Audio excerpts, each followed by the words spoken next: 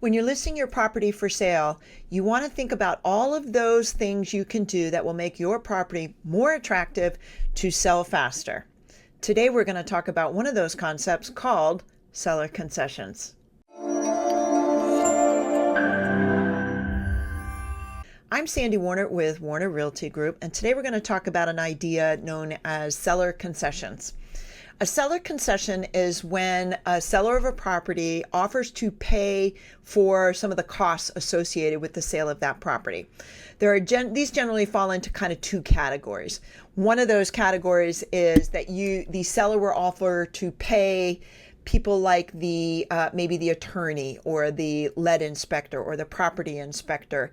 Maybe the seller will offer to pay all the closing costs, which could include, any fees for shipping documents, any of those, the myriad little details, septic inspections, lead inspections, any of those. In this case, the seller is directly paying the vendor for that work to be done. This is a different concept than what we typically think of as seller compensation. When a seller offers compensation, we might often think of this as a credit. A seller is actually reducing the cost of their home or making a direct cash payment to the buyer or the buyer's agent. The primary difference, and really the only big difference, is a technical term, and that is with a seller's concession, you can advertise that on the MLS.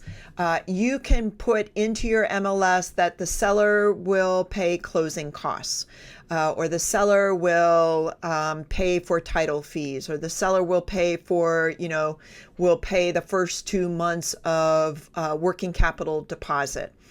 Under the newer NAR rules, sellers can no longer advertise that they will pay the compensation for the buyer's agent. So sometimes using this combination of concessions with an off MLS negotiated compensation can make it easier for a seller to attract a really good high quality buyer.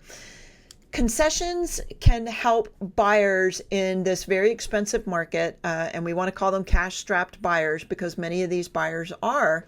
Seller concessions can make your house stand out on the market, particularly if you're in those markets where buyers are putting down 20%.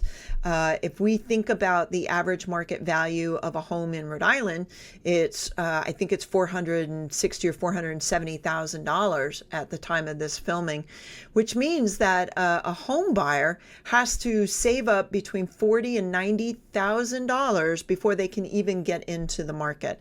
If we add on to that amount, maybe the cost of redoing a bathroom or paying for their buyer's agent, or redoing a roof, or fixing gutters, or paying for the attorney, or paying for all these inspections, replacing a heating system.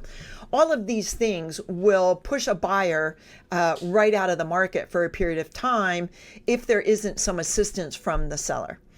So how does a seller determine what makes a good concession and when it makes sense during the listing? Well, one thing you want to make sure you do is have a really high quality and experienced realtor on your side when you're listing your property.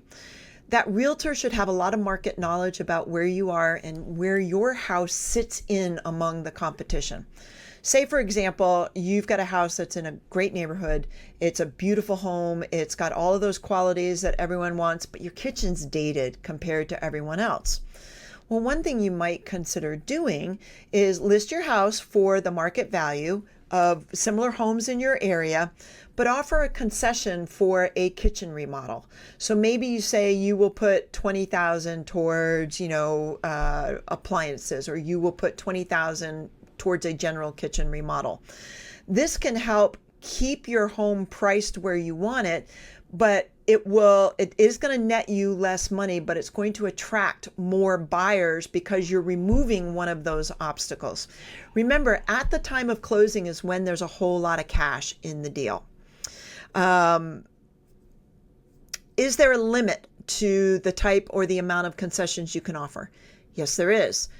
Concessions are limited by the type of buyer that you have. And what that means, if your buyer is being financed, in the deal, the buyer can only finance up to certain limit. The buyer can only accept concessions up to certain limits based on the type of loan that they have, whether it's a conventional loan or if it's a VA loan or an FHA loan or a 203K loan or a construction loan or whatever it is. And that has to do with the lender is lending the funds based on the value of the home.